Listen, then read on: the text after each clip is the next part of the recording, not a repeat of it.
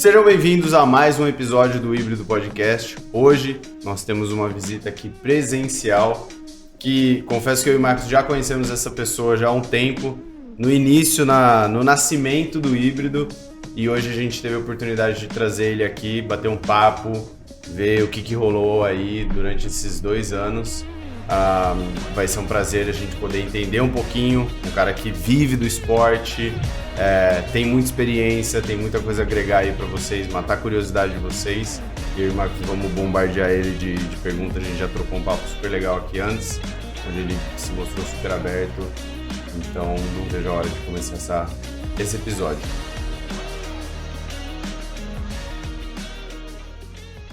É o Gorila. Gorila, seja bem-vindo. A gente sempre pede pro nosso convidado. Desculpa, não pode chamar de Gorila? Pode, não, da maneira Gorila. que quiser. Júlio Gorila, Cara, Júlio. gente. Obrigado. A gente sempre pede pros nossos convidados o elevator pitch. O que é isso? Se entrasse no elevador com a gente coloca o número 20. Do 1 até o 20, você tem pra dizer quem você é, o que você faz. 3, 2, 1, vai. Sou uma pessoa determinada, disciplinada e com muita fé. Pronto. Boa. E agora entrando um pouquinho mais para as pessoas entenderem. E gostaria de agradecer o convite também. Que Valeu. isso. Eu falei, olha, é engraçado, chega um cara desse, o triplo meu e do João, né? Aí você já espera uma atitude agressiva, uma coisa... E desde a primeira vez que eu te vi lá, muito calmo, muito tranquilo. Eu vi um cara primeiro de chinelo. Falei, o cara lá de chinelo, tranquilão, barbudão, falando baixo, fazendo peso pra caramba, mas com uma vibe muito tranquila. Você falou pra mim agora em off que você não era muito assim, né? Sim, eu já passei por fases na vida e eu era uma pessoa assim, com um pavio mais curto, vamos dizer. Era equilibrado, não me estourava, mas eu guardava muito dentro de mim, uma raiva, sabe? Assim, hoje em dia não, hoje eu tô mais de acordo com a minha natureza e sou uma pessoa mais serena. Quantos anos você tá hoje? 32 anos. 32. Esse ano é 33 que eu vou fazer. 33. Aí, novo pra caramba. O que Sim, você sim. fazia antes de entrar assim, direto pro fisiculturismo de verdade? Tipo, vou viver essa vida e... Bom, seguinte, eu comecei a treinar com 20 anos. Antes disso, eu trabalhava já desde os 14 anos, mas foram diversas coisas desde, sei lá, com 14 anos. Acho que meu primeiro emprego foi vender cachorrinho filhote no pet shop. Eu ficava responsável.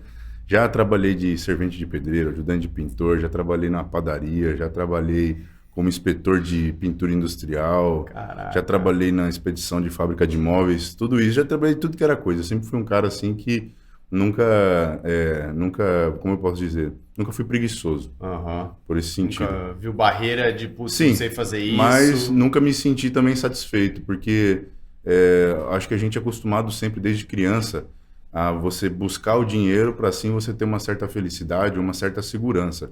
E eu era assim, de certa forma. Até eu encontrar o bodybuilding, o fisiculturismo em si, a musculação, e aí eu comecei a seguir mais alguma coisa que eu gostava.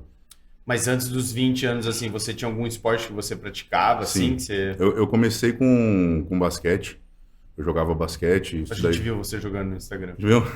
Não, mas agora eu tô zoado. Tô Bem maior agora. Não dá. Nossa, tô bugado agora. Mas eu joguei por um tempo, gostava muito. Não é um esporte, assim, comum no Brasil, né? Porque todo mundo joga futebol. Mas eu joguei, eu acho, por uns 10 anos basquete. E depois fui pro futebol de campo, futebol de salão. E quando eu tava nessa transição da musculação, eu percebi que eu tinha que escolher um esporte ou outro. Aí eu só me dediquei à musculação. Aí você falou, vou começar a treinar e curtiu a musculação. Sim, no começo eu treinava e jogava, mas eu via que eu não conseguia passar de um certo peso. Porque eu ia jogar campo, por exemplo, eu chegava a jogar até dois jogos seguidos, de 90 minutos. Esse Júlio pesava quanto? Esse Júlio não conseguia passar dos 90 quilos. Quanto você tem de altura? 1,83 e meio. Caraca. E ele parece, tipo, muito maior que eu tenho 1,88. Bom, mas eu vou te falar, eu com 19 anos, quando eu comecei a treinar, com essa altura, eu pesava 56. Ô, louco. Sim, eu era magrelo. Mas aí você começou a treinar. E durante esse tempo que você subiu a 90, natural ainda? Tudo natural. Ou seja, você fez essa evolução de shape. Sim. Que bacana. Então, Sim. mas calma. Com 20, você tava nesse 56? E aí você começou a treinar, e aí você foi evoluindo nesse outro gorila que você ganhou. Ganhou outro gorila mesmo, né? Literalmente. Isso foi em quanto tempo? Você sabe dizer? Olha, eu cheguei de 56 quilos até meu auge de peso, que foi 142 quilos, Meu Deus. foram, vou te dizer exatamente, uns 26, com uns 26 eu tava com esse peso, 6 anos. Mas eu sei que você passou por teve uma época sua powerlifter, não teve? Então, mais ou menos nessa época. Essa época eu era um cara assim, que posso me dizer como um ser primitivo no quesito musculação, que eu não visava a arte em si, mas eu queria ficar grande. Sim. Entendeu? Mas ainda eu não visualizava o que eu precisava moldar. Eu só ia lá e pegava peso, eu gostava de ser forte, levantar peso. E realmente ainda não era um fisiculturismo, mas já me deu uma base para eu ficar grande, né? Perfeito. É como eu digo para os outros, peso realmente, esses pesos livres e peso pesado, é como se fosse um machado, e se você quiser moldar uma árvore, você vai dar primeiras machadadas para dar aqueles cortes primários, e depois vai precisar de ferramentas mais específicas mais finas, para conseguir dar mais molde mais delicadas. Isso. Que vai dar o molde. E já entrando nesse lado, é engraçado, né? Porque o fisiculturismo, por mais que seja uma modalidade muito forte, muito masculina, vamos pensar, na forma como você pensa, sim. E até no perfil das pessoas que às vezes se sentem atraídas por isso. Ao mesmo tempo, você está subindo num palco com uma microsunga em algumas modalidades. Sim. E você tem uma bizarra autoconsciência em relação ao seu corpo e autoexigência em relação ao seu corpo. Sim. Como é a relação sua com o corpo? Você constrói o seu corpo com algum tipo de vaidade ou é muito mais esta musculatura deveria ter? Legal. Qual é a sua relação em relação à estética e vaidade em relação à sua máquina de trabalho? Legal essa pergunta. Eu vejo o meu corpo como uma arte, igual pintar um quadro. Então, todo dia, vamos dizer que eu dou uma pincelada ou eu dou uma talhada naquilo, e todo dia eu acordo, a primeira coisa que eu faço é me olhar no espelho e ver o que eu preciso melhorar. Então, hoje eu sou muito mais específico do que eu era antigamente, né? Hoje meu olhar é muito mais clínico. Mas seu olhar, quando você olha, tem um momento do tipo que ainda você se conecta com a sua energia sexual, com quem você é, do tipo, caralho, eu tô foda, ou já vai o olho pra isso precisa melhorar? Hoje eu vou fazer tantas séries pra isso, ou do tipo, tô me sentindo bem pra caralho? Sim, em questão de energia, como você falou, claro que você se sente mais confiante, né? Se você tá feliz com o seu corpo. Em relação ao que eu preciso fazer, sim, eu estudo muito a anatomia do corpo com a biomecânica dos movimentos. Além de estudar livros, eu assisto muitos treinos de atletas antigos, que eram da época da prata, do bronze e do ouro, né? Que foi ali década de 80, mais ou menos. Então, tudo isso eu vou pegando, juntando, anexando na minha consciência, vamos dizer assim, e vou utilizando isso para moldar meu corpo da maneira que eu quero. Então, realmente, como você falou, eu preciso um pouco mais de vasto lateral. Então, beleza, hoje eu vou fazer um treino voltado a isso, como eu fiz ontem, por exemplo. Pernas mais fechadas, exercícios unilaterais, o movimento que eu faço, o ângulo que eu faço, tudo é visando dar um aspecto melhor. Não é só crescer a perna, mas crescer a perna no lugar certo, vamos dizer assim.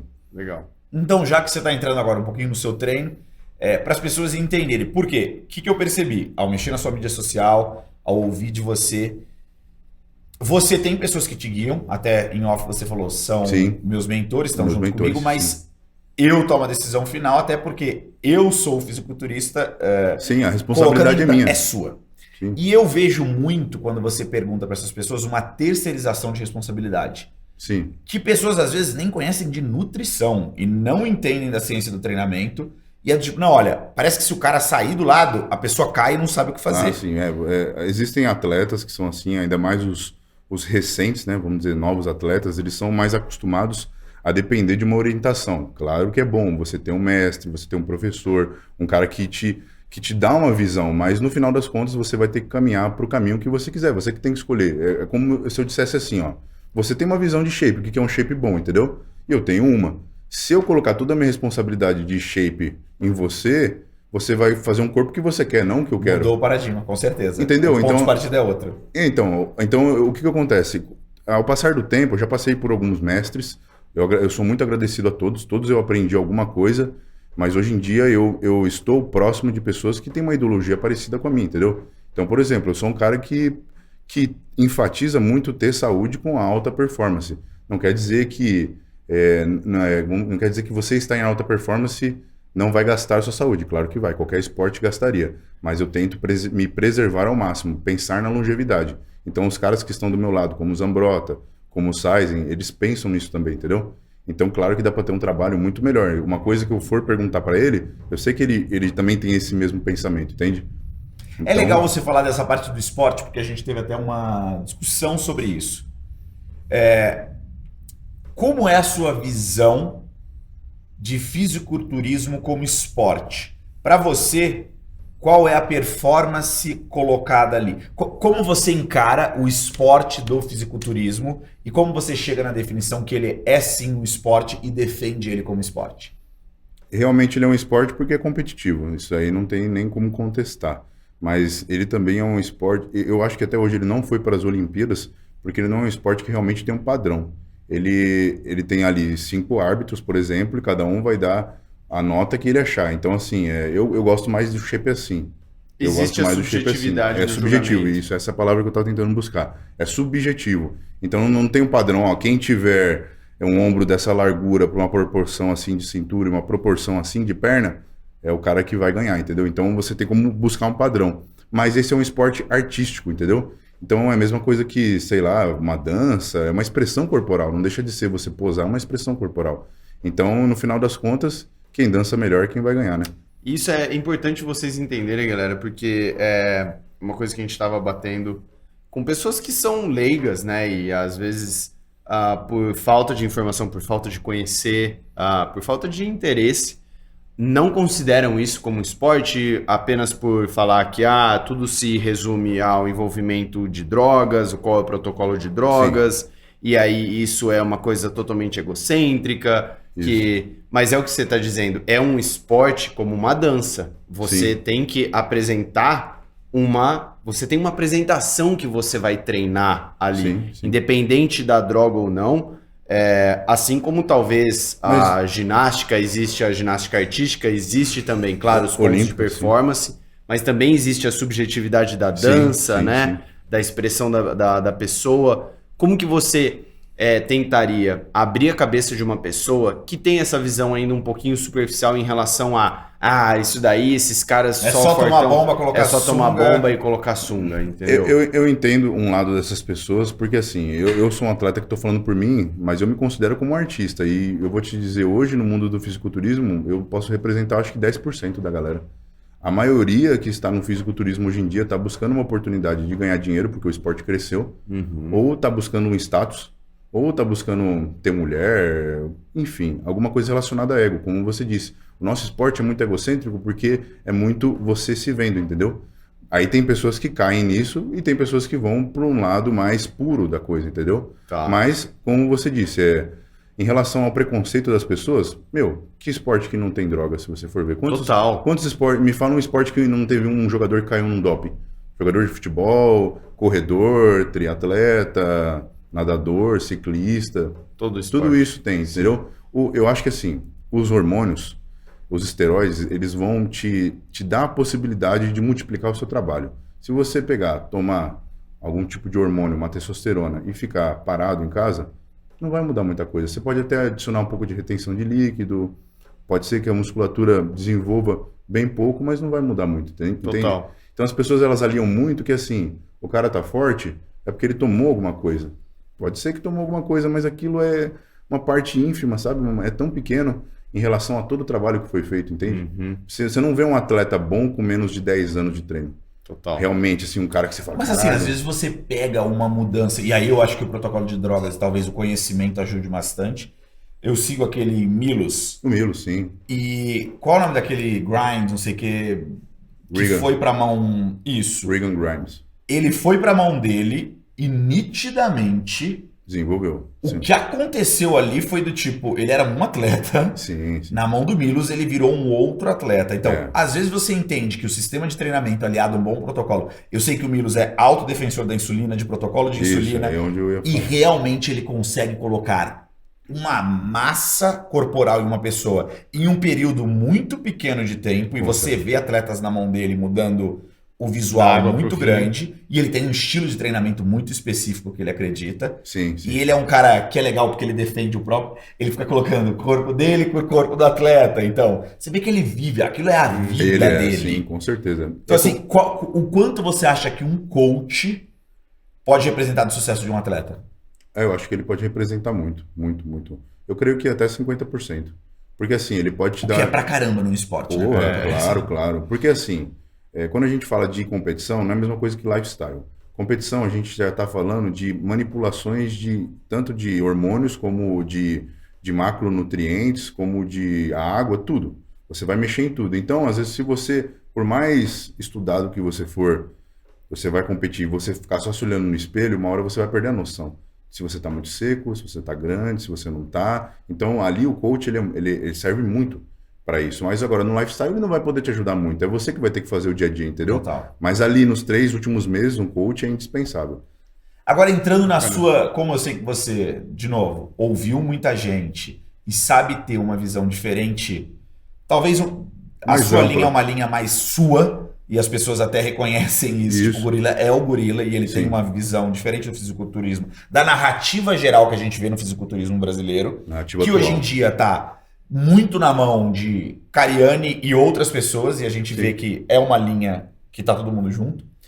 O que eu queria entender do seu ponto é, se a gente pudesse bater alguns aspectos, a pirâmide sua do treinamento, que estaria na base, depois subindo, sua pirâmide da nutrição, a sua pirâmide protocolo de hormônios e de preparação para uma competição. Porra, quanta pirâmide. hein? São muitas pirâmides, mas é só para entender. Tipo, ó, Tá. o Quais são as principal para mim prioridades? é Então vamos lá, isso. vamos por pirâmide. Começando por pela pirâmide. de treino.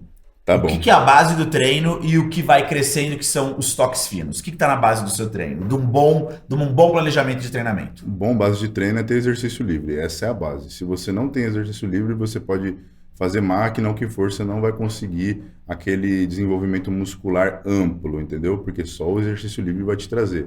Depois dos exercícios livres, vem as máquinas e no topo da pirâmide vem exercícios isométricos, mobilidade, alongamento, exercício com elástico para trazer consciência.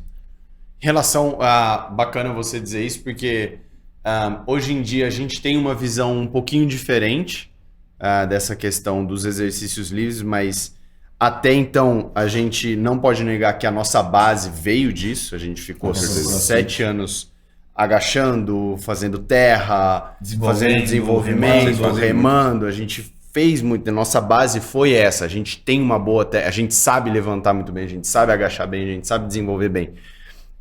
Mas em termos de periodização mesmo, mais da minha questão agora, você tem algum controle de volume total? Você faz alguma progressão de volume? Como que é em relação, vamos supor, você falou, tem dias que eu vou treinar nessa academia, tem dias que eu vou treinar naquela academia, você chega e tira mais ou menos, você tem uma autorregulação nos seus treinos? Ou você é um cara mais nerdinho que anota tudo? Como é que é essa parte? Já fui de fazer isso, mas meu cotidiano hoje em dia, como uma pessoa pública, como um atleta público, vamos dizer assim, é incerto. Eu posso estar aqui, depois eu vou estar ali, não quer dizer que eu vou ter a mesma rotina todo dia, pelo contrário, minha rotina ela é bem bagunçada, de certa forma, né? Eu nunca sei realmente o que eu vou fazer na semana que vem. Pode ter um compromisso ou outro, mas aparecem vários no meio do caminho. Perfeito. Em relação a como eu regulo isso para moldar meu corpo, eu vou muito pelo feeling de olhar no espelho e ver o que eu preciso desenvolver. E claro, eu tenho minhas periodizações, que nem hoje em dia eu percebo que minha parte inferior está um pouco menos desenvolvida que a superior. Então antes eu estava com uma frequência de treinar a perna 2 vezes na semana, agora eu tô dia sim, dia não. Mas mesmo assim eu divido, vai. Um dia eu faço quadríceps, panturrilha, o outro posterior e glúteo. No outro, só as laterais, abdutor, face, a lata, depois só a parte de dentro. E você tem dentro. alguma manipulação de volume ao longo das semanas para tirar depois um deload? Ou não tem nada disso? Você está sempre numa crescente? Vou na vida ou morte todo dia. O máximo que eu conseguir. Se eu estiver cansado no dia, eu vou fazer meu máximo. O máximo que eu puder. E se eu estiver muito bem no outro, eu vou fazer o meu máximo. Então tem dias que eu vou e treino. Pauleira todo dia. Tem dia que eu vou e treino 1 hora, 1 hora e pouco, porque eu tenho compromisso. Então eu faço um treino mais pesado. Aí tem dia que eu tô mais tranquilo. Então eu pego muito movimento mais específico, com menos peso e faço Até 4 horas de treino eu posso chegar a fazer, entendeu? Oi? Sim. Você fica Então lá deixa eu entrar na fritando. sua cabeça, que eu tô tentando entender e desenvolver o método gorila na minha Tá cabeça, bom. ou pelo menos entender o método gorila. Você sabe o que você já falou, eu olho no espelho e eu tenho uma autoconsciência muito grande, até por Ali é a visão artística mesmo. ali, ok, mas você sabe o que você tem que trabalhar ao Com olhar ao certeza. espelho. Hoje em dia, Você sim. falou, Sim, meu sim. inferior eu vejo, eu preciso Sim. fazer E até uma os- harmonia melhor. Se você quiser, eu listo todos os músculos que eu preciso desenvolver. Eu tenho tudo Perfeito. isso na minha cabeça. Você sabe isso. Você chegou para treinar e você sabe que você vai treinar perna. Me mostra os neurônios entrando em sinapse e qual é o processo que acontece na sua cabeça em relação a quantas séries eu vou fazer, que hora eu mudo de movimento, por qual seleção de exercícios eu começo, quando eu vou até a falha em todos, eu vou no último, qual técnica de treinamento eu vou usar, como esse processo é decidido. Bom, realmente, uma boa parte vai pelo feeling de como é que eu tô. Se eu tô, por exemplo, eu tô vendo que eu vou fazer um exercício e tá me machucando, tipo, eu vou fazer um agachamento livre e meu joelho tá doendo. Ele não tá acostumado a doer. Então eu faço ali poucas séries, 3, 4 séries. Se eu vejo que é um exercício que tá me trazendo o máximo e não tá me machucando, eu posso fazer 8 séries, entendeu? Então tudo vai depender realmente de como eu estou. Então eu faço, normalmente eu começo pelos livres, com mais séries, até 8 séries eu faço, porque pra mim as 3 primeiras séries é só um reconhecimento do que você tá fazendo ali. Você entendeu? aquece antes disso ou não? Você já aquece no próprio movimento que você vai entrar? Então, às vezes eu dou uma aquecida em uma cadeira extensora, ou eu faço algumas passadas para ajudar o extensor do joelho. Às vezes não, às vezes eu pego só com a barra e fico agachando, aí faço outra série com um pouco e vou indo progressivamente até onde eu conseguir. Eu não fico pensando assim, ó, eu tenho que fazer 4 séries, aqui eu vou dar meu melhor. Não, eu vou lá e coloco uma bolachinha de 20 kg Tá. de cada lado. Fiz. Ah, tá bom, fiz umas 20, tá legal. Então eu vou aumentar o peso e vou colocar 2 bolachinhas e de vez de 20 eu vou fazer 15. Vou para 15. Consegui fazer bem? Vou para 12 e aumento o peso. Então você vai, essas 8 séries, você já tá considerando, tipo, meio que só série, as 4 primeiras foram progressivas. só subindo carga até você chegar de fato numa Sim, aí uma vamos- carga que vai te falar, não, peraí, eu preciso descansar nessa porra e eu vou agachar, eu vou Isso, botar pra fuder. Isso, aí o que acontece? Eu tô lá com 4 bolachas, que vai dar 160 kg, 80 de cada lado. Aí eu já vi que eu agachei, mas não foi tão perfeito. Claro que eu poderia colocar muito mais peso, Aham. mas não foi aquele movimento correto como eu queria, para pegar o meu músculo. Então eu falo, não, eu vou fazer mais uma série nesse peso. Aí eu vou lá, faço de novo. Ah, foi boa? Aumento. Se não foi boa de novo, eu diminuo, entendeu? Eu sempre prevaleço a execução perfeita. Sim. Um fisiculturista é isso, um powerlifting vai levantar o peso. Ele está preocupado em pegar o peso do chão ou de algum lugar e fazer um movimento linear. Um bodybuilding, um fisiculturista não, ele já vai pensar em ângulos, ele já vai pensar no que ele quer desenvolver, o que ele quer sair. Então, às vezes uma virada de punho, um ângulo diferente que você faz já vai mudar muito no seu aspecto visual. Total. E qual é o momento que você fala, deu desse, e agora qual é o processo decisório para ir para o outro? Desculpa. Do tipo, então, por exemplo, eu tô aqui... deu o agachamento livre. Quando você sabe que deu, é do tipo... Tipo, minhas pernas eu já não tô conseguindo executar direito. Tipo, eu tô fazendo, eu falo, já tá muito inchado, eu já vi que pegou, tá muito bom. Agora eu vou para outro estímulo porque eu acredito assim, é legal você fazer muitas séries, por exemplo, Tom Platz, que é o rei das pernas, era um cara que fazia, ele falava que ele chegava aí na academia e só fazia agachamento o dia inteiro, 2 horas, só de agachamento livre. Então é porque é um movimento que realmente é construtor. Às vezes eu fico pulando que nem um macaquinho em 10 máquinas, sendo que eu posso fazer um exercício livre que vai ser muito mais eficaz, entende? Então Quantos exercícios você tem normalmente por perna, vamos dizer assim, num dia que eu tô, um dia normal, não que eu estendi, vamos dizer assim, que eu tô empolgado, um dia normal eu faço uns 3 exercícios para panturrilha e 4 exercícios para perna, 5 exercícios para perna. Às vezes eu posso enfiar uma bisséria ali, tipo, eu pego, faço um agachamento e faço um sise, por exemplo, que é um exercício mais calistênico. Total. Mas eu também vai me ajudar a desenvolver, entendeu? Então, às vezes eu dou uma misturada assim, tudo vai depender de como é que eu tô. E existe um volume máximo e mínimo que você tem para um dia de treino? Esse é o mínimo que eu te falei. Esse é o mínimo, então. O máximo não existe. O máximo é...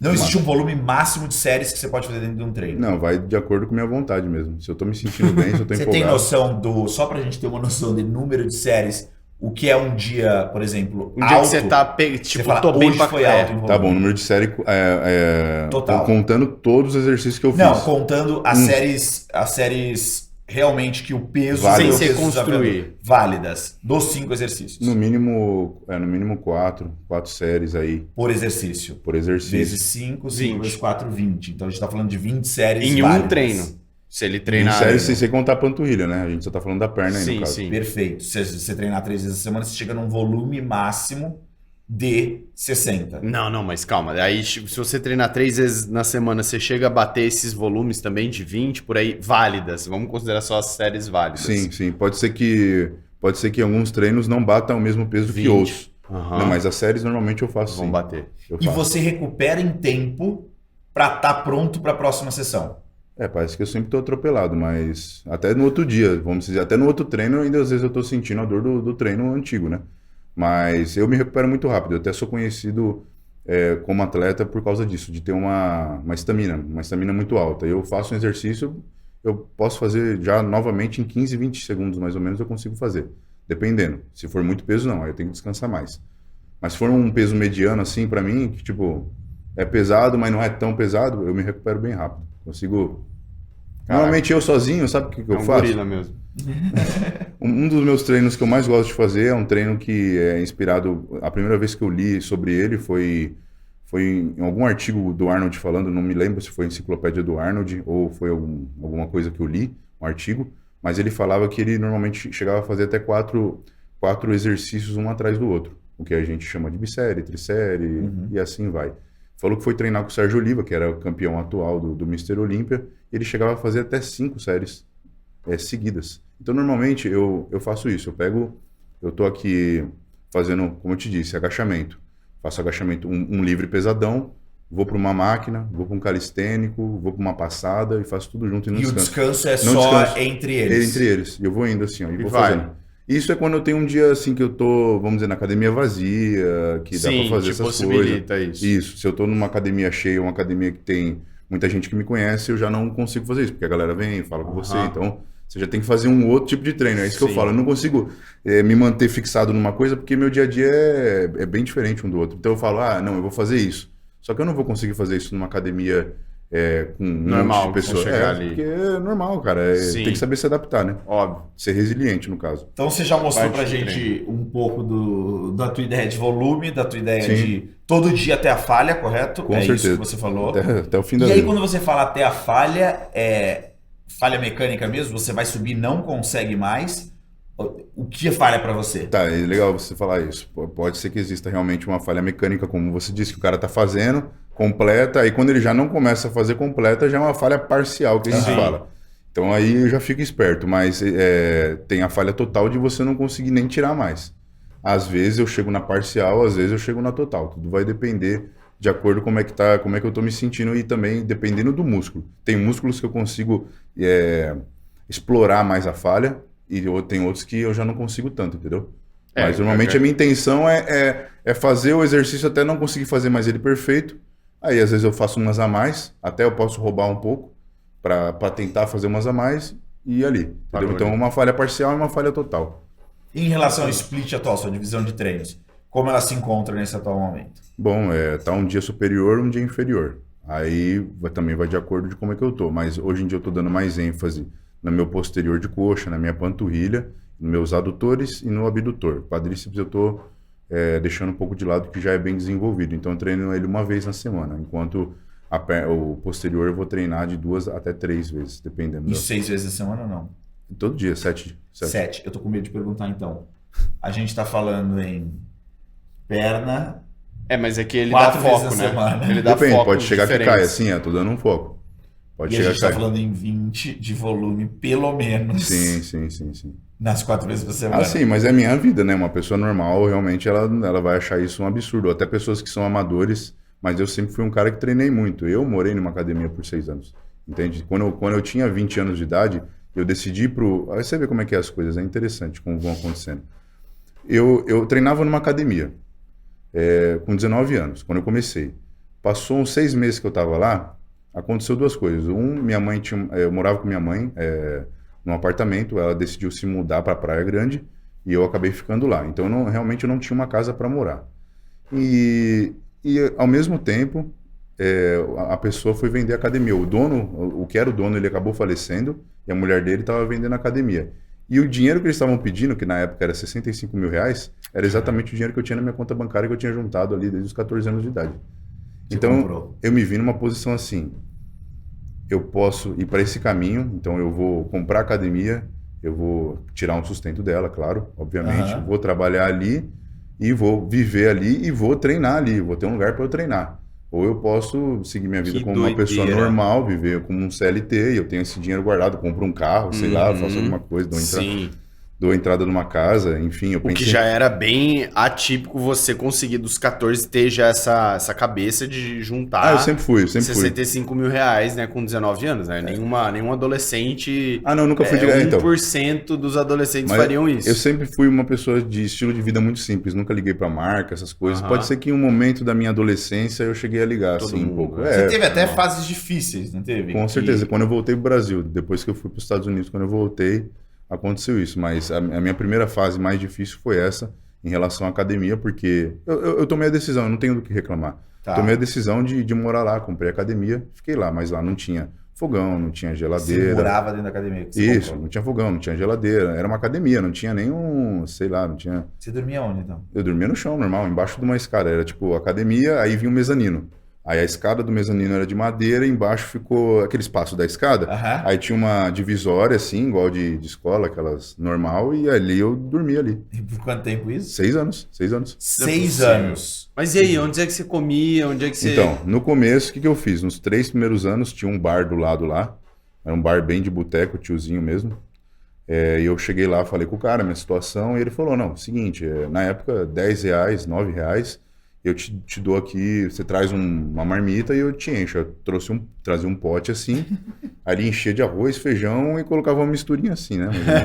Senão ele ia falir, né? Senão ele ia falir, né? Aí eu ficava comendo aquilo o dia inteiro, desde a hora que eu pegava do almoço e ficava comendo. Aí eu tomava albumina, por exemplo, frutas, batata doce eu fazia no micro-ondas. E onde é que era isso? Isso era ali na Vergueiro, em São Bernardo do Campo, próximo aos 3 postos, ali na Vergueiro, entre Vergueiro e Kennedy ali. Que doideira. E quem que...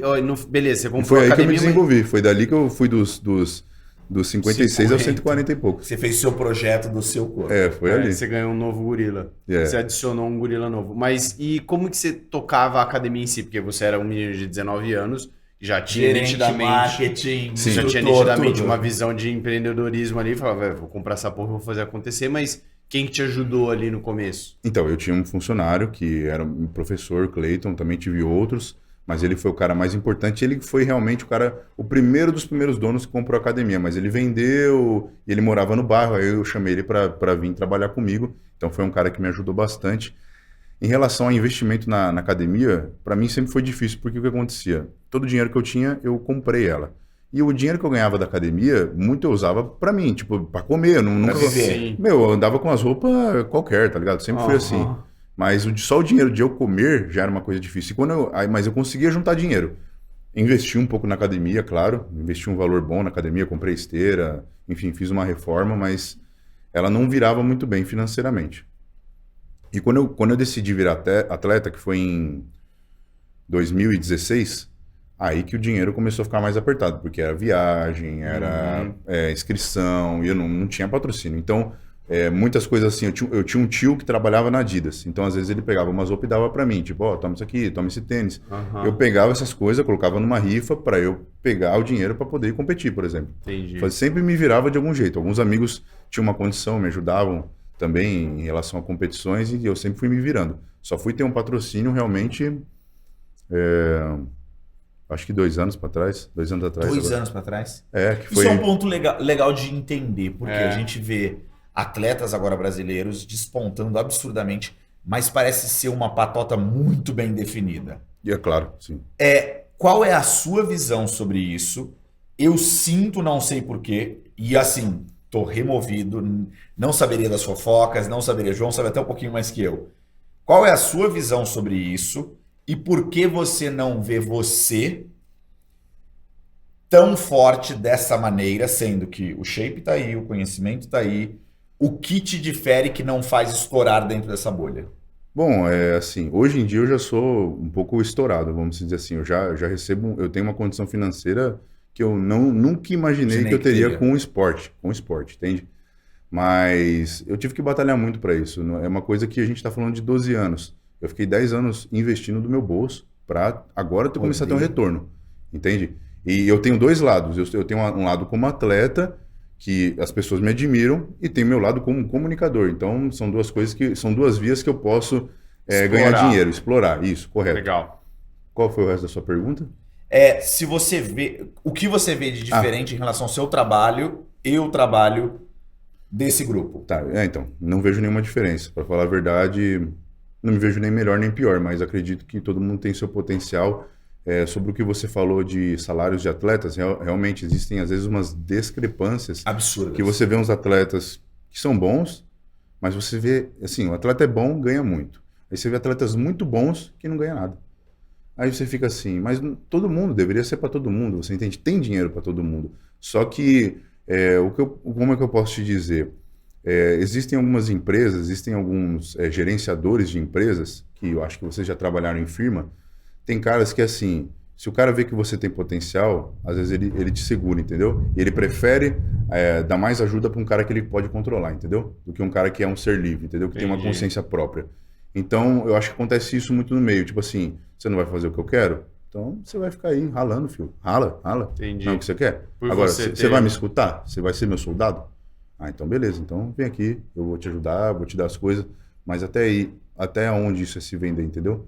Eu não critico ninguém por fazer isso, entende? Mas é uma coisa que comigo, minha consciência, eu, Júlio, não acho certo, entendeu? Se eu tô trabalhando com você, eu e você trabalha junto, e eu vejo que você fica insatisfeito com uma coisa, eu vou te forçar a fazer isso? Não, você entende? Mesmo que eu seja seu chefe, isso não vai ser certo, entende? Então, assim, eu acho que tá aí a discrepância. Tem pessoas que aceitam coisas que outras não aceitam. Normalmente, quando o atleta é muito foda, ele tem uma personalidade muito foda. Isso eu não tô falando só no fisiculturismo. Isso eu tô falando em qualquer esporte. Óbvio. Então, às vezes, o cara não é que não é se rebaixando ou tipo, um é melhor que o outro, mas, cara, se eu sou um dono de uma empresa e quero ver você bem como atleta, eu vou te ajudar como atleta e ponto, cara. Você entendeu? É só você não fazer merda, faz sua responsabilidade, faz suas postagens, faz seu trabalho, você tem que ter noção que você tá com o nome da marca, então você tem que ser uma pessoa coerente, uma pessoa diplomática, tá ligado? Pronto, esse é seu trabalho, mas os caras, eles levam mais para um lado pessoal, entendeu? Aí tem, por exemplo, um cara é um bom atleta, mas um outro lá X, que tá lá em cima, não gosta dele, por uma situação, às vezes, pessoal. Fio, você não vai, o cara não vai, o cara vai ficar te bloqueando, entendeu? Até um outro vir te ajudar. Então é isso que acontece muito no nosso meio. Hoje em dia, os caras que estão ganhando bem, a maioria deles já ralaram muito. Os caras já foram muito humilhados, assim, em diversas coisas, como eu já fui também, só que eu não conto, entendeu? Sim. Mas já aconteceram várias coisas entre bastidores, assim, que não era necessário, você entende? Passar. Mas eu acho que isso existe em qualquer empresa, existe em qualquer meio social. Total. Eu não acho que é uma coisa que só do fisiculturismo, que tem gente que fala, o fisiculturismo está corrompido. Não, cara. Qualquer meio vai ter pessoa corrompida e qualquer meio vai ter pessoa puritana que está ali realmente por aquilo. Eu sou da seguinte forma. As pessoas que eu me aproximo no esporte são pessoas que amam o esporte, entende? Que eu vejo quando o cara fala, o brilho no olho dele. Que realmente ele gosta. Aí pra mim não importa a pessoa que ele é ou que ele foi, entendeu? Eu sei que a gente tem uma ligação por amor ao esporte. Isso é mais forte que qualquer coisa, entende?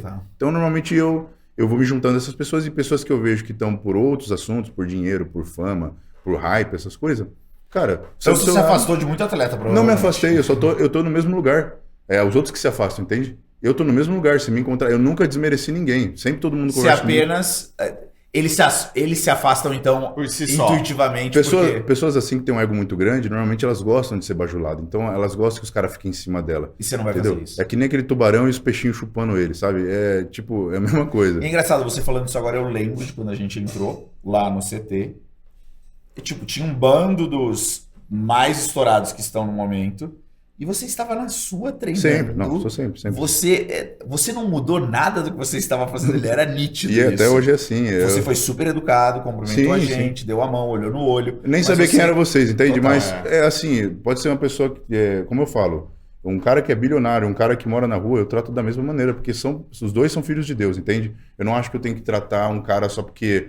Eu acho que tem que ter respeito, claro, admiração. Por o cara ele chegou, o cara, isso, mas você não precisa tratar ele como um deus ou tipo, colocar o cara num pedestal. Não, ele é uma pessoa normal, ele conseguiu aquilo, claro, por mérito dele, mas eu posso aprender com isso, mas não me vejo como uma pessoa inferior a Nem ele. mais, nem menos. E uma pessoa que mora na rua, eu não me vejo como uma pessoa superior a ela. Porque eu também posso ficar na mesma situação. Eu posso passar por isso, vai saber o que se passa na vida, entende?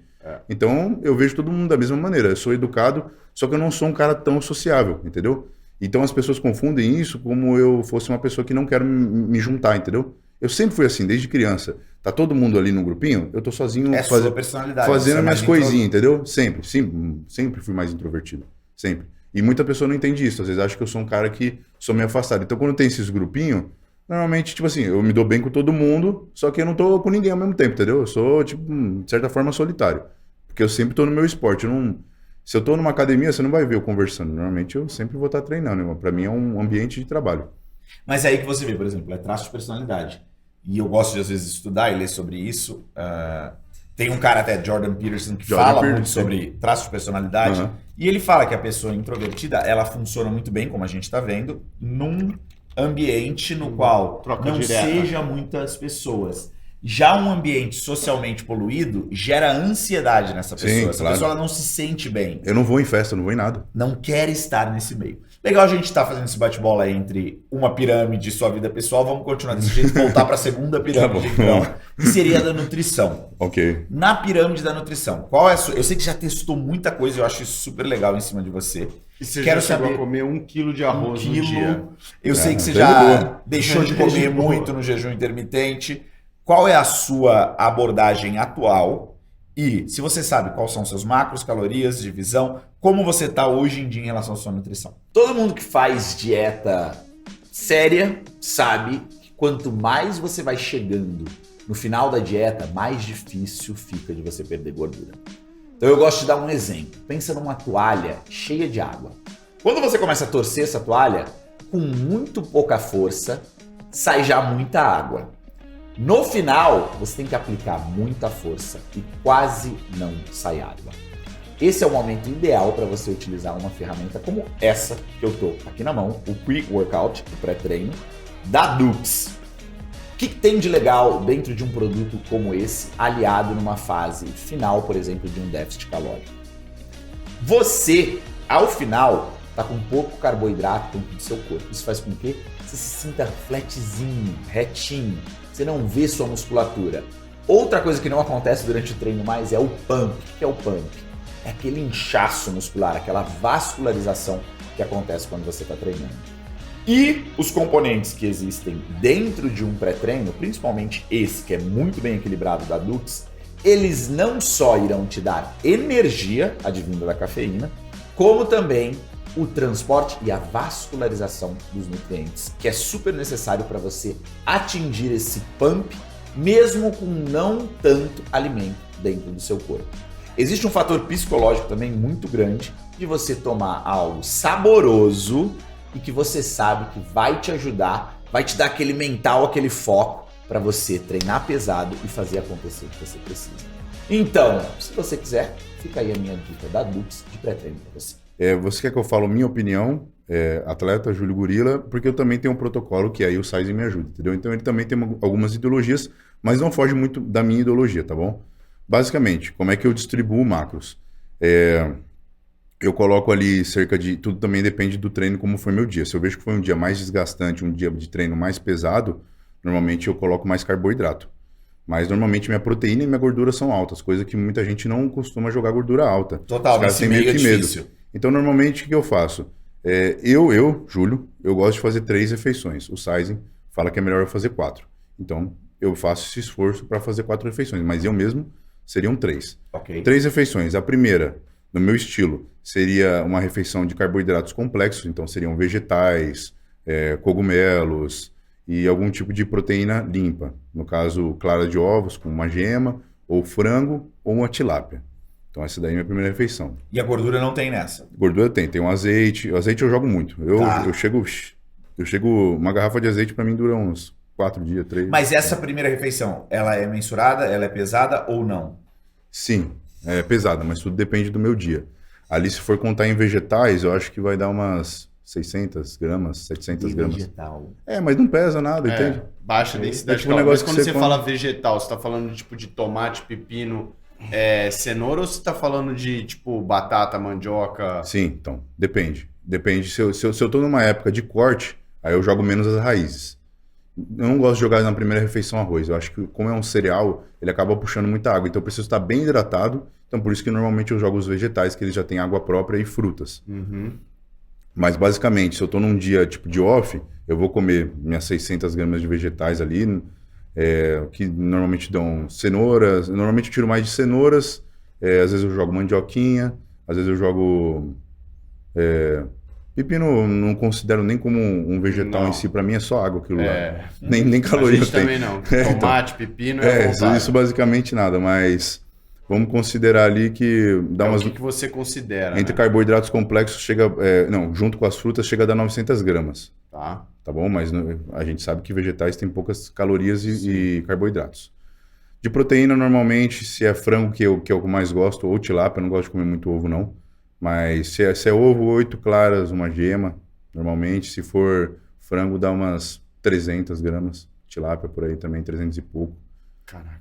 Agora, Mas volta um pouco. O dia seu, se você falar caloria é tanto e quebra de macro é tanto, você saberia dizer? Do tipo, um dia meu mais ou menos umas 4.000 calorias com 250 de proteína, 600 de carboidrato e 120 de gordura. Você saberia mais ou menos pra gente ter uma noção para um cara do teu tamanho buscando o que você vem buscando?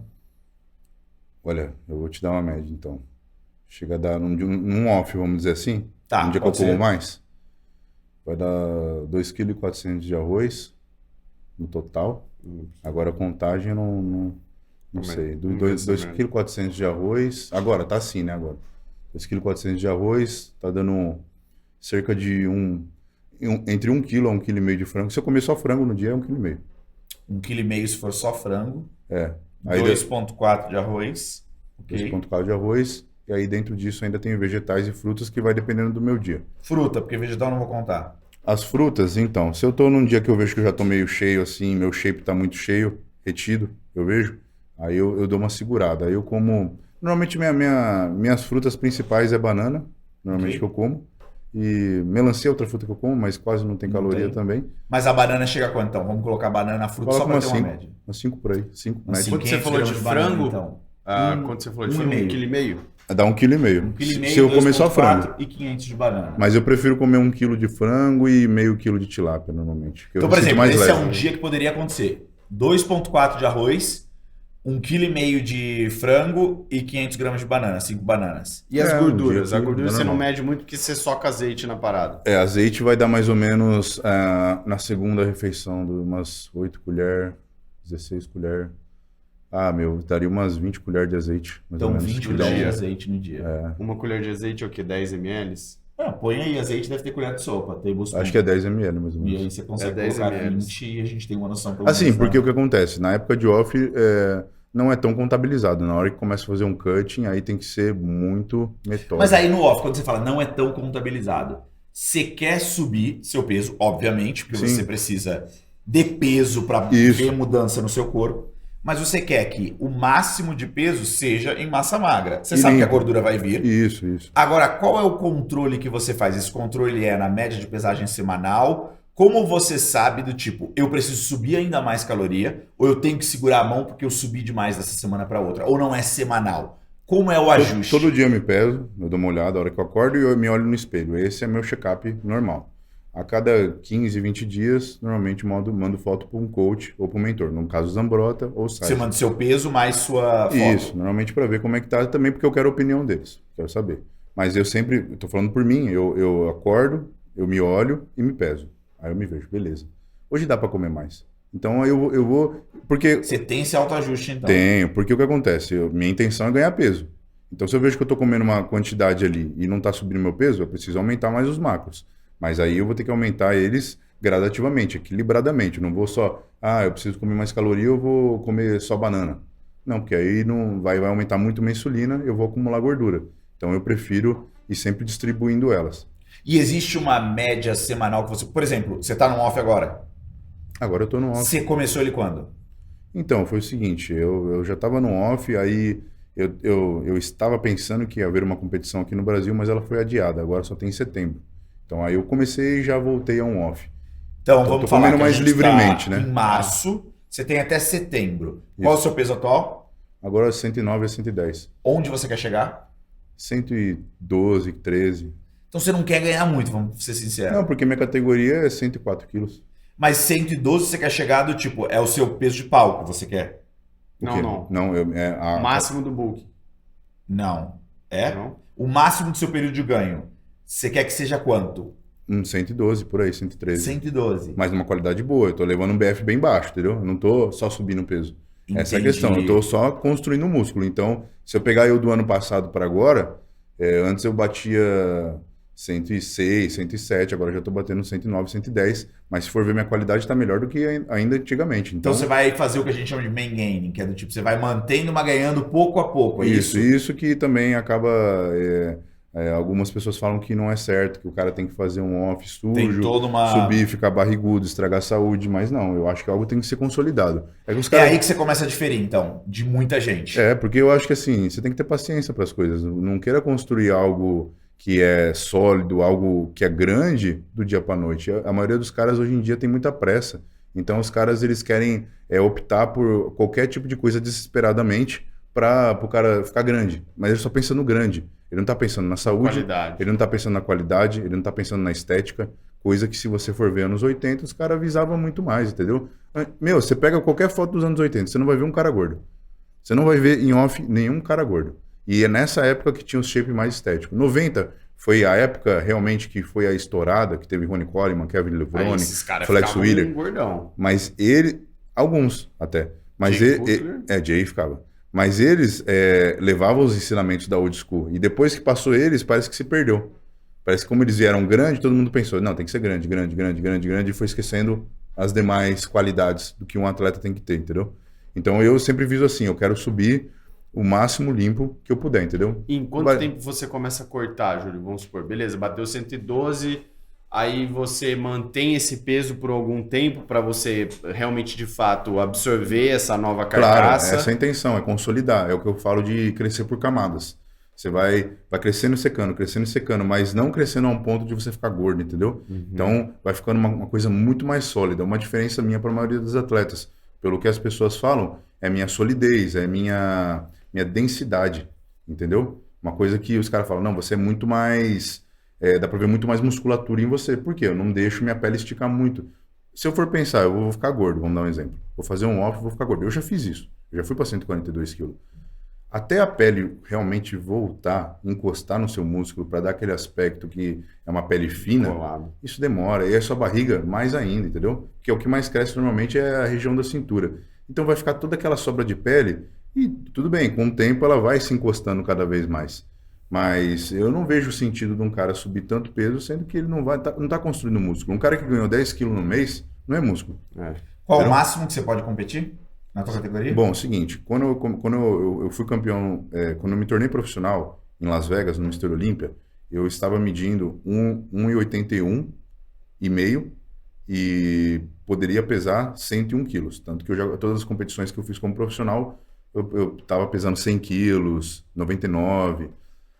Mas só que eu fiz um trabalho para crescer, já faz 3 anos isso, e eu de 1,81 eu fui para 1,83,5. De 1,81,5 para 1,83,5, 2 centímetros. Ok. E aí eu entrei numa categoria maior, agora eu posso entrar com 104 quilos, mas até hoje eu não entrei com esse peso. Mas Qual aí o máximo que você entrou?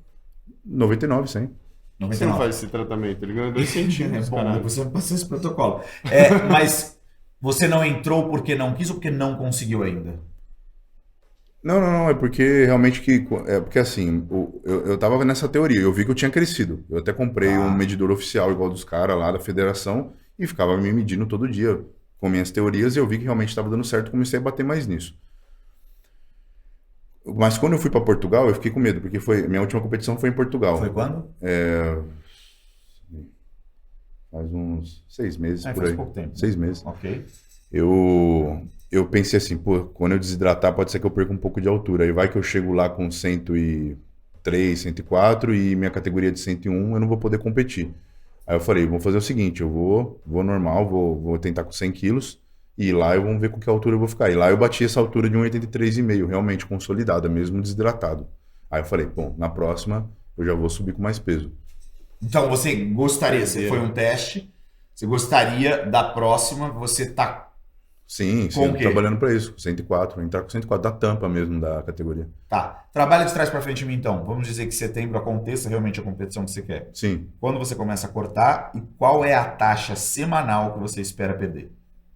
Bom, normalmente começa 3 meses antes, até 4 meses, mas como eu mantenho uma condição boa, 3 meses dá para fazer um trabalho. Já é suficiente. E você acha que você chega em quantas calorias? Qual é a redução normalmente que acontece e quantas calorias você deve chegar? Bom, aí vai depender muito da estratégia do sizing, mas pelo que eu conheço ele assim, ele vai reduzindo aos poucos. Ele não é muito de oscilar carbo. Eu já tive mestres que oscilavam muito carbo, um dia baixo, um dia alto, um dia médio. Ele não, ele se mantém numa coisa fixa e vai diminuindo aos poucos, mais os carboidratos. Aí chega um certo momento que a gente já está mais próximo da competição, ele tira meus carbos, eu fico 0 carbo. Por quanto tempo?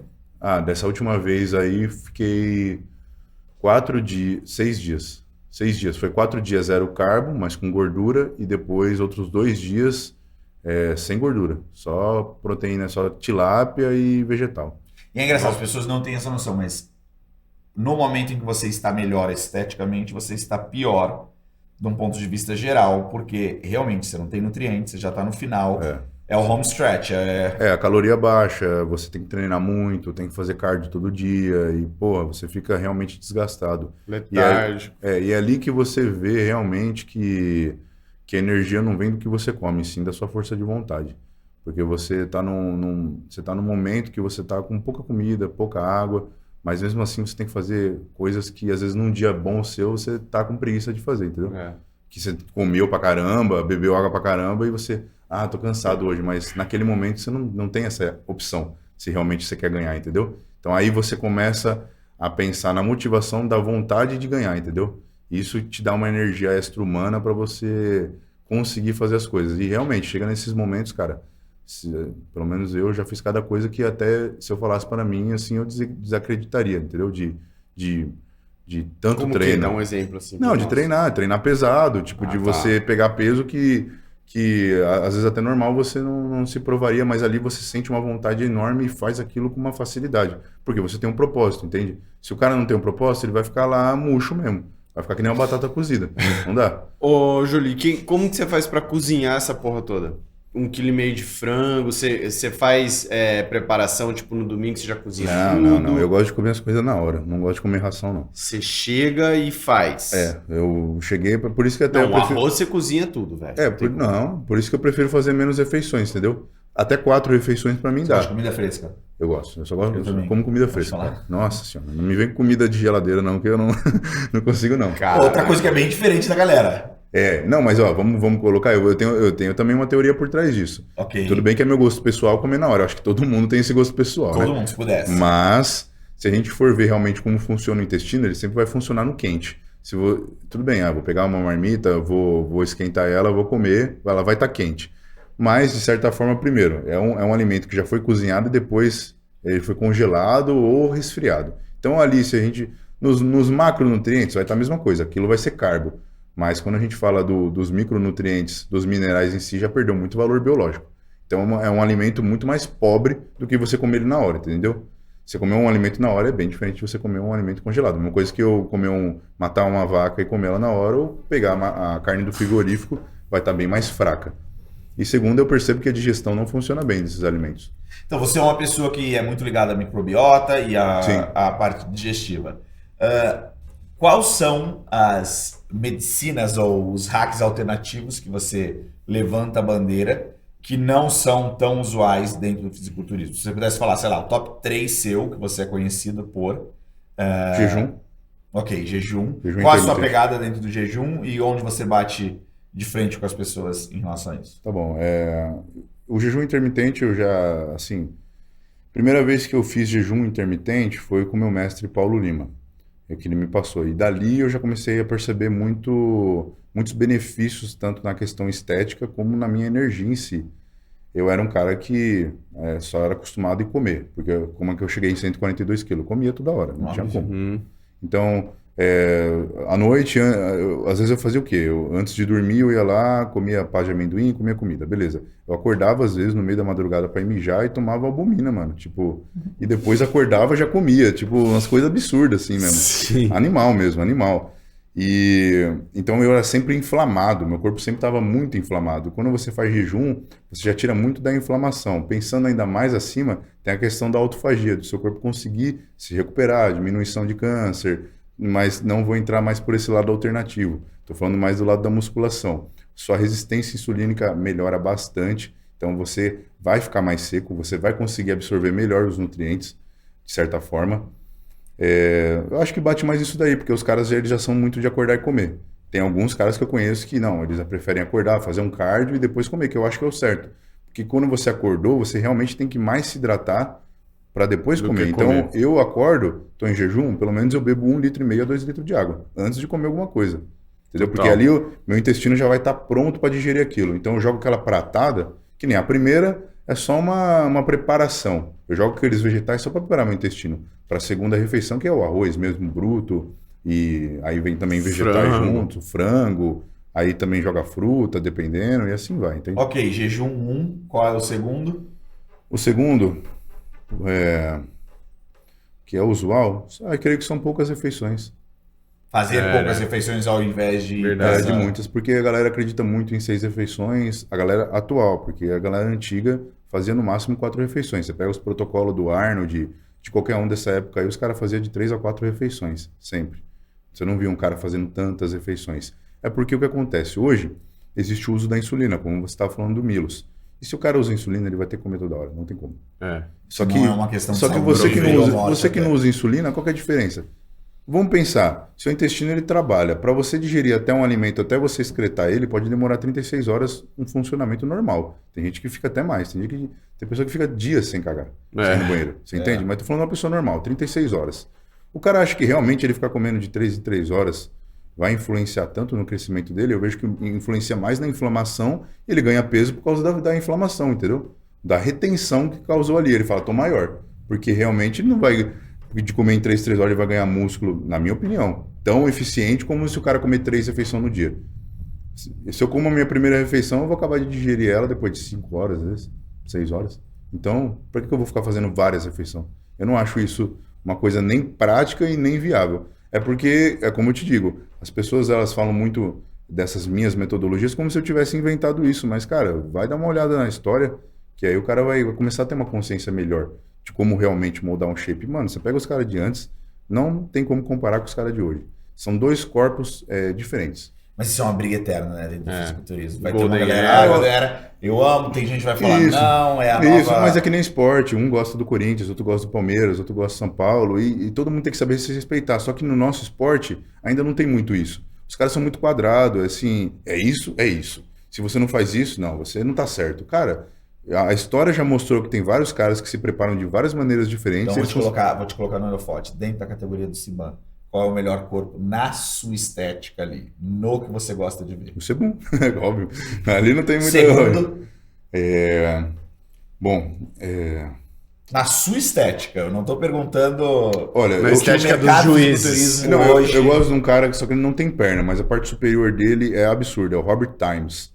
É um cara que tem um shape muito legal, assim, parecido com o Sebum no aspecto, só que bem preenchido, só que ele não tem perna. O Ramon também, eu acho ele super estético. Ele é muito diferente do Sebum. O Ramon é um cara que tem muito braço, mas não tem tanto costas e peito que nem o Sebum. Não é tão largo, longilíneo, mas também tem o Ramon é muito estético por ter uma cintura fina, antebraço muito grande, perna bem desenvolvida. Também ele é uma referência. É um cara que me inspirou muito a treinar meus braços. Porque antes eu era um cara que visava muito as costas, o peito, e não visava tanto o braço. Quando eu vi ele a primeira vez, eu falei, cara... eu preciso treinar antebraço, preciso treinar braço, eu preciso trazer isso melhor. Por isso que é bom você conhecer pessoas, atletas, você tá no meio disso para você se inspirar, né? Porque às vezes você acha que é impossível, mas você vê o cara e você fala, não, se ele chegou, alguma maneira tem de eu chegar ali, pelo menos próximo disso. Nitidamente eu falaria que da última vez que eu te vi, você ganhou bastante braço. Braço eu tô batendo muito. E aí eu quero bater no ponto 3, que eu sei que você liga muito para chakra, energia, fitoterápico. Sim. Qual é a tua pegada em cima disso, sua visão? Bom, tem muita gente que vê isso como uma coisa mais espiritual, né? Esotérica, alternativa. Mas chakras nada mais é, para mim, que pontos magnéticos. E dependendo do chakra, como é que ele tá, ele vai afetar a sua maneira de pensar. Então, vou dar um exemplo aqui. A pessoa tem falta de comunicação. Pode ser algum problema que ela está no chakra laringíneo, que pode ter a ver alguma coisa com as amígdalas dela, pode ter a ver com a tireoide dela. Então eu uso isso de uma maneira médica. Por exemplo, o cara tem falta de confiança. Pode ser o chakra do plexo solar, que às vezes ele fazendo um vácuo, às vezes ele cuidando do fígado dele que está ali, é onde que vai vir a confiança dele. A pessoa tem muito medo, às vezes pode estar relacionado com o rim, entendeu? Então por isso assim, sempre eu estou estudando não só a medicina, eu comecei com a medicina ocidental, os fármacos, tudo isso, mas a nossa medicina ocidental, ela é muito preocupada apenas em remediar a pessoa. Então, você está com dor de cabeça? Toma esse remédio, mas não cura. Ele não cura, ele não vê a raiz do problema. Já a medicina oriental é diferente. Eles vão na raiz do problema. Fala, se a pessoa está com dor de cabeça, pode ser N coisas, desses pontos. E dali você vai conseguir curar. Eu já usei muita coisa, tanto em mim como nos meus alunos, e muita coisa deu certo. E dali eu venho levando para frente. Eu não vejo chakras como uma coisa...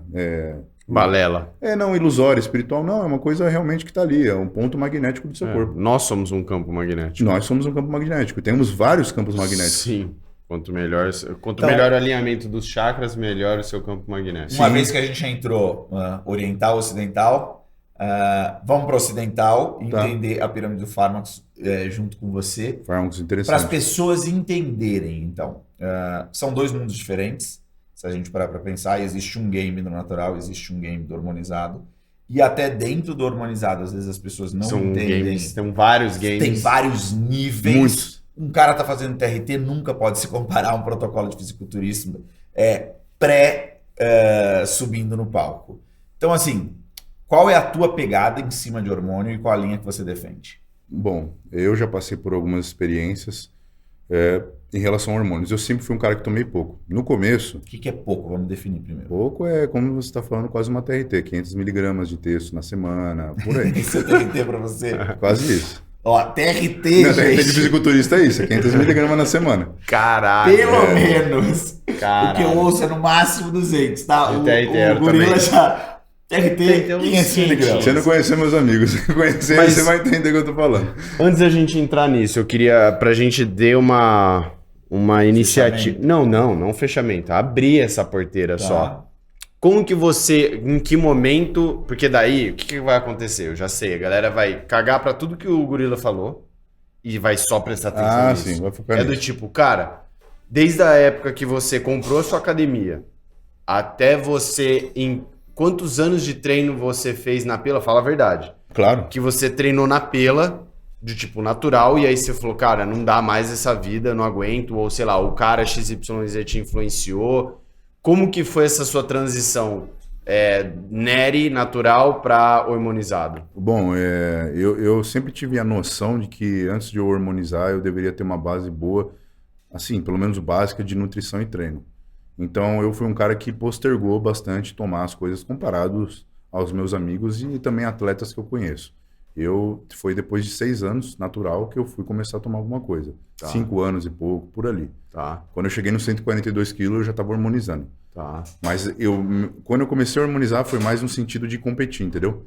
Quando eu decidi que eu competi, eu falei, agora eu vou começar a tomar hormônio. Antes disso, eu fui tudo no natural. Sempre nos máximos recursos naturais possíveis, entende?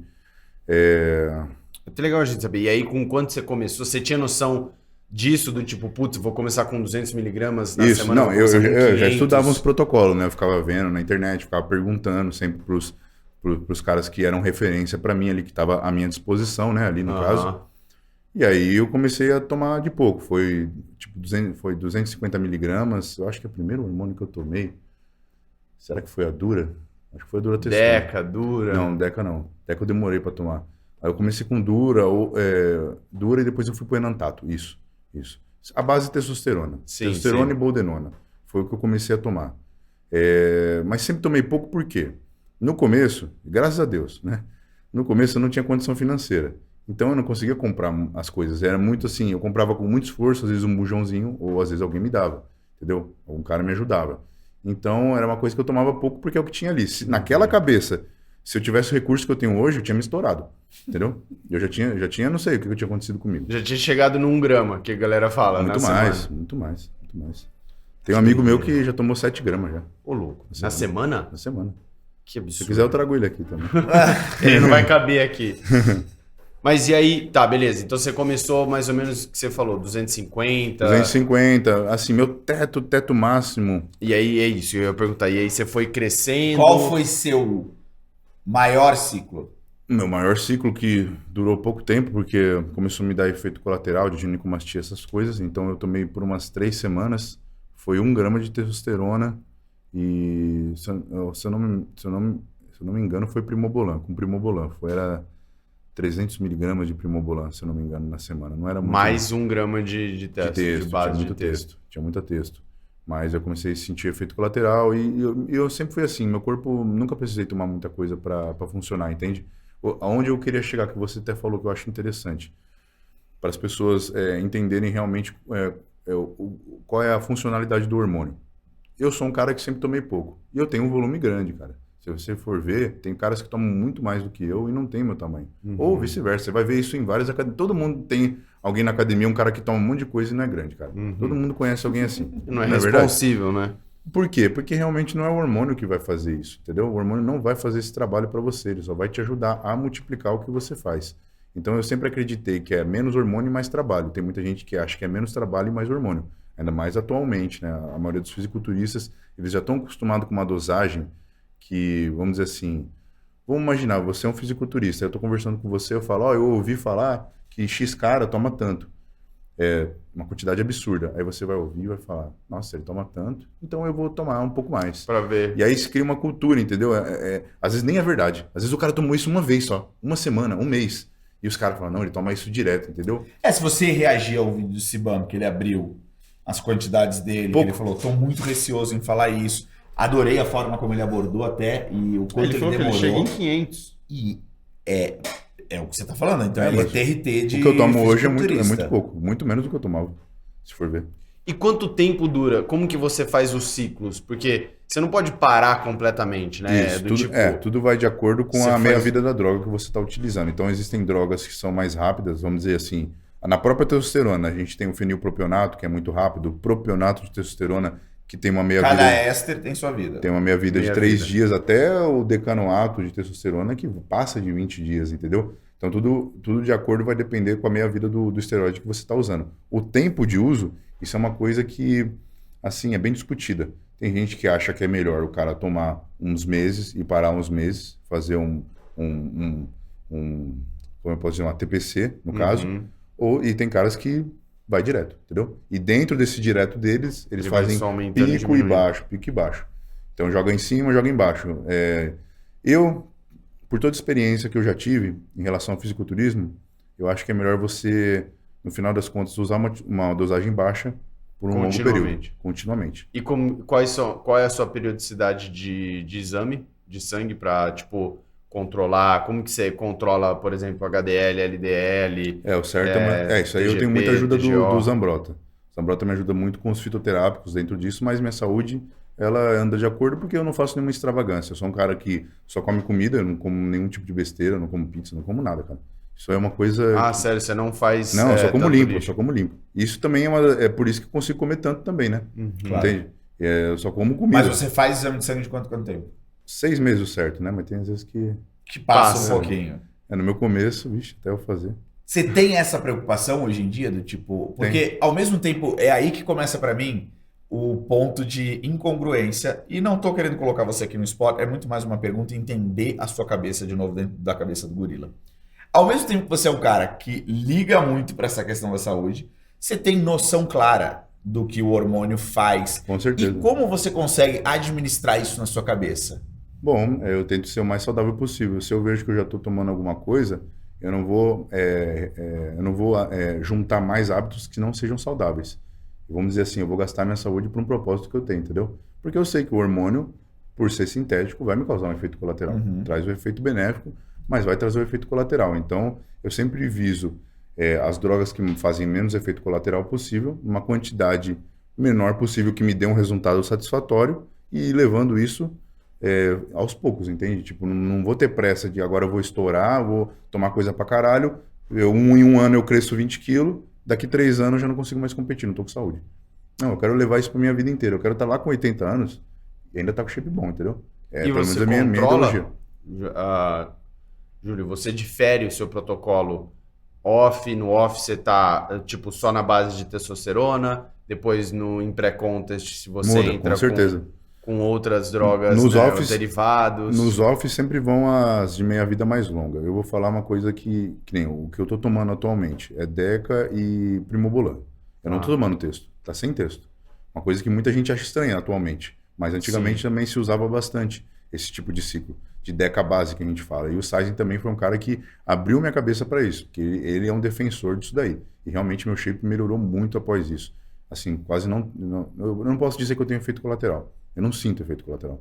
Entende? Quando você fala sente, o que é o efeito colateral? Um cara que, tipo, você já tá aí 4, 5 anos. É porque a minha mais dosagem até. é muito baixa, mas vamos dizer que o cara... Que é baixa, de novo. Tá, você quer saber a minha dosagem? Tá bom, eu falo. A minha dosagem é 200mg de Deca e 200mg de Primobolan. Ok. Pouco. Tem cara que toma 1 grama fácil, 2 gramas, sei lá. Meu Deus. Não existe limite para essas coisas. Mas efeitos colaterais, pode ser queda de cabelo, falta de libido, ginecomastia. A Deca não dá, mas entre Alteração outros. de pressão. Alteração de pressão, que é foda, crescimento do coração. Insulina.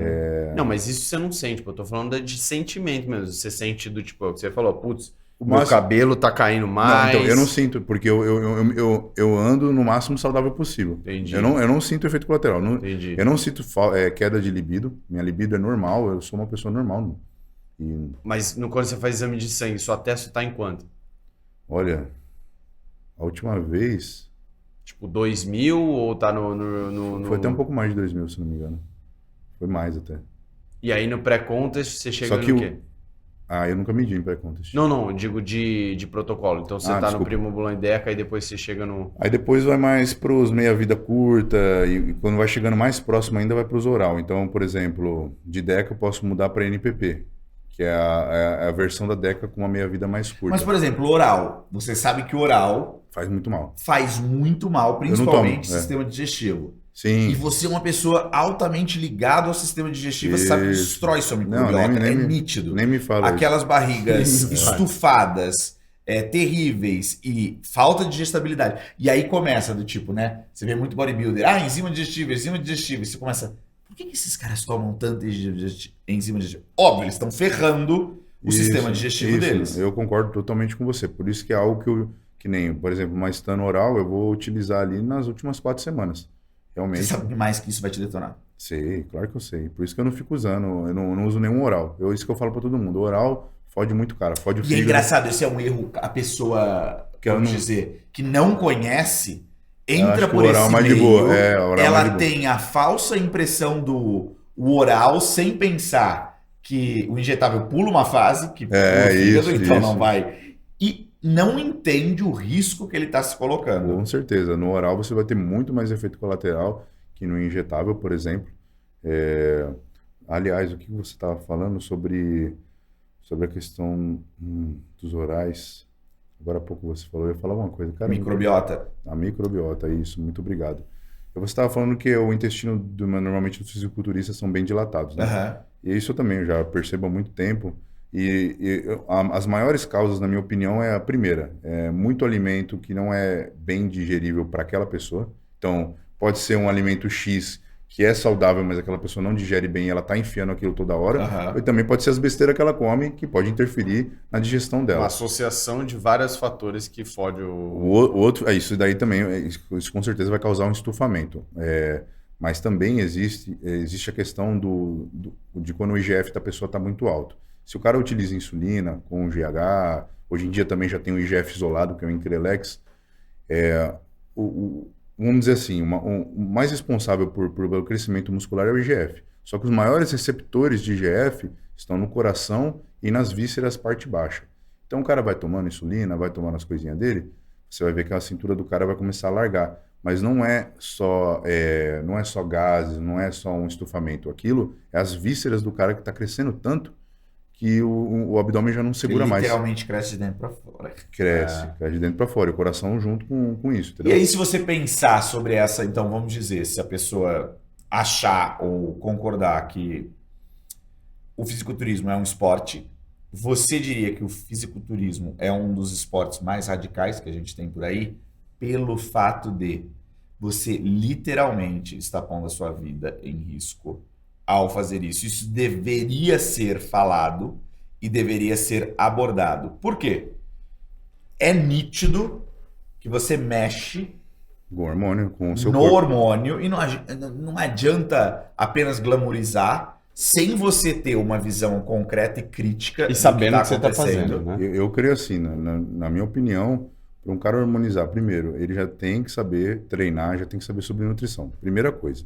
Segundo, quando for começar um ciclo, passa no médico, entendeu? É sempre melhor você estar passando no médico, um cara que seja voltado ao esporte, que ele vai ter uma cabeça mais aberta e vai te mostrar realmente um caminho. E você também tem que estudar cada coisa que você está utilizando no seu corpo para saber quais são os possíveis efeitos colaterais e como você pode amenizar ou reverter isso, que é possível. Não pode ser só o meu médico me deu, o meu coach mandou. Isso, Qual é a sua responsabilidade sobre colocar isso coach no seu mandou? corpo? Beleza, vou fazer, mas eu posso estudar o que ele está falando para eu entender o que ele está querendo com isso. Entendeu? Óbvio. Eu posso perguntar para ele também, né?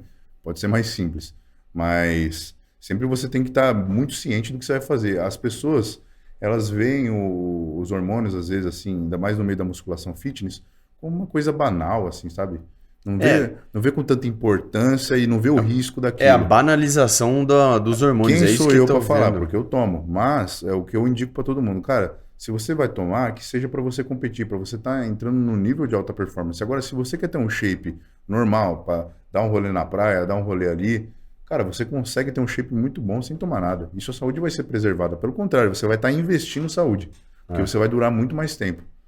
Total. E aí, voltando um pouco então pro pessoal, eu sei que você tentou o sonho americano, você teve uma fase American Dream. American Dream. Eu moro lá hoje em dia. Legal. Então, Onde você mora? Estados Unidos, Miami Beach. Eu morei lá. Ah, é? Então, eu quero entender um pouquinho dessa fase e qual foram os pontos que você leva aí de aprendizado dessa etapa.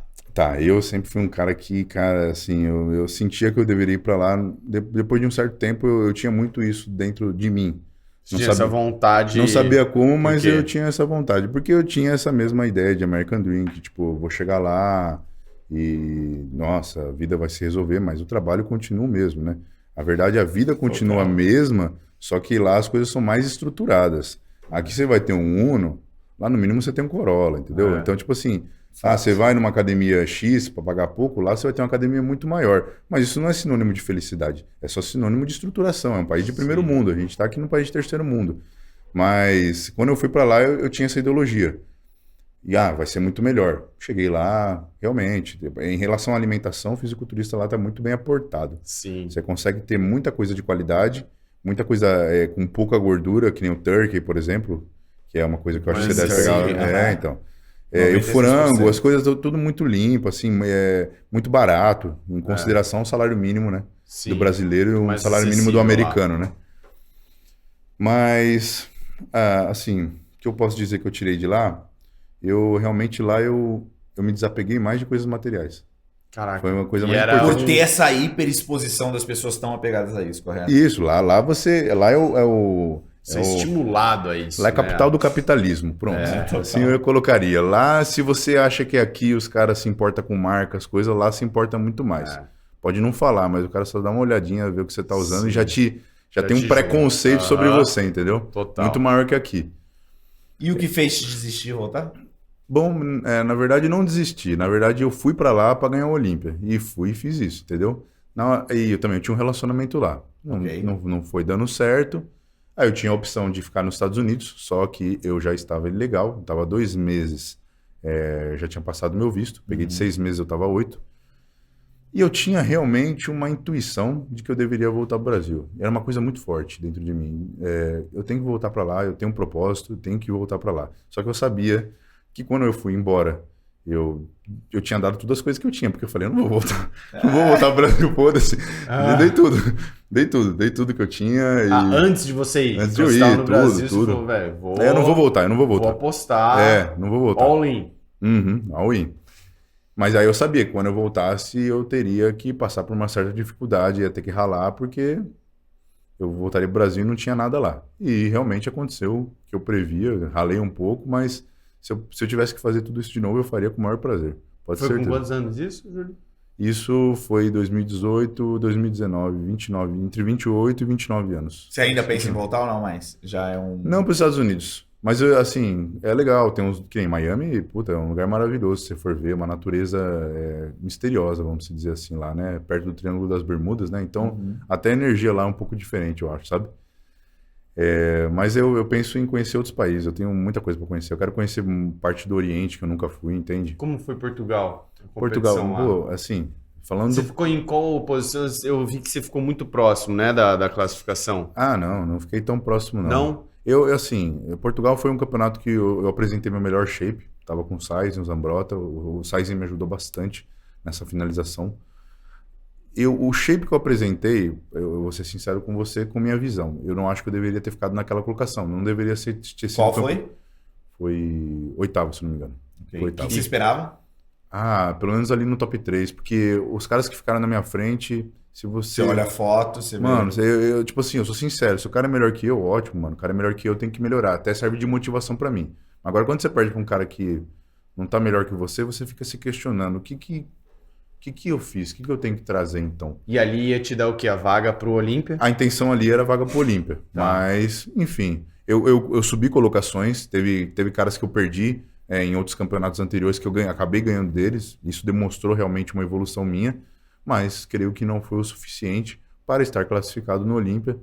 Claro que também tem outros fatores que englobam não só o seu shape, mas... Sua carisma, seu network, né? Sua influência. Sim, ainda mais em outros países, entendeu? É uma coisa que é importante, eu vi essa importância. Não que no Brasil também não tenha isso, mas faz qual parte. Que é o próximo campeonato que você vê para você conseguir se classificar para o Olímpia esse ano? Então, no Brasil vai ter só em setembro. Aí eu sei que vai ter 3 campeonatos, setembro, outubro e novembro. A intenção é pegar todos esses, porque o que acontece? Competir fora é legal? Mas tem a questão da dificuldade, primeiro, de você não estar num lugar que você não conhece. E segundo... Atrapalhar muito sua preparação, você né? Você tá na Europa, euro. Tipo 6 vezes mais caro. Você vai fazer qualquer coisa. Dá pra brincar. Mas e com os seus patrocinadores agora? Você não teria essa estrutura, essa capacidade? Hoje eu tenho mais estrutura, mas quando eu fui para Portugal, a Adaptogen me ajudou com a passagem, com a hospedagem, então alimentação, que nem eu tive que levar minha mina. Então só a passagem da minha mina foi 7 conto para lá. Então foram coisas que eu acabei gastando que se eu competir no Brasil eu não vou ter esse gasto e vou estar mais aportado. Eu sei que minha patrocinadora vai estar ali junto comigo. Sim. Mas hoje eu tenho condições sim. Legal. Tenho condições. Que bacana. Mas hoje em dia, então, fala quem são seus patrocinadores, a Adaptogen? Meus maiores patrocinadores, a Adaptogen, muito obrigado. A Brativa também, muito obrigado. São meus patrocinadores oficiais aí, Magic Box também, que está junto com ela. Bacana. Basicamente isso daí, são os patrocinadores que estão junto mesmo, são esses dois aí. A gente está chegando no final, mas eu quero saber quem é o atleta brasileiro que, nos seus olhos, ainda não ganhou o holofote que deveria? Boa pergunta. Existem alguns, não é um só. Pode falar. Pode ser que eu não lembre por nomes, mas tem um menino chamado Kaique Lavorati, se eu não me engano o nome dele. Tem um shape muito bom. Classic, você diz? Ou... Não precisa. Qualquer categoria. Qualquer categoria, mas que você fale, caraca, eu vejo tanto nesse, mas ele não consegue quebrar como deveria.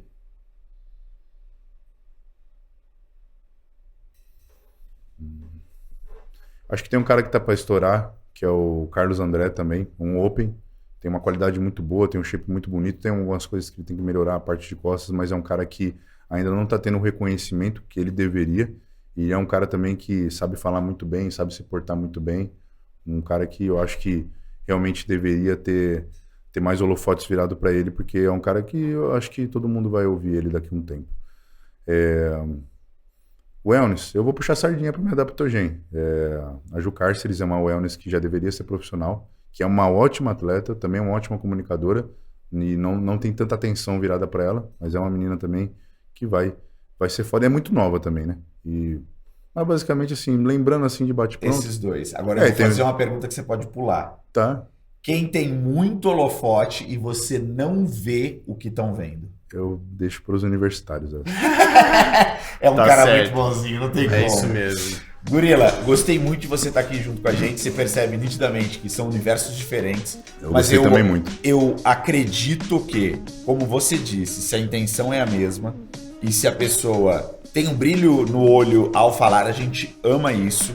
Sim. A gente ama atividade física, a gente ama comer bem, a gente ama passar a informação de uma forma desimplificada. Aprendemos muito mais tendo esse episódio com você, tendo Muito uma pessoa obrigado, de peso, literalmente, aqui junto com a gente.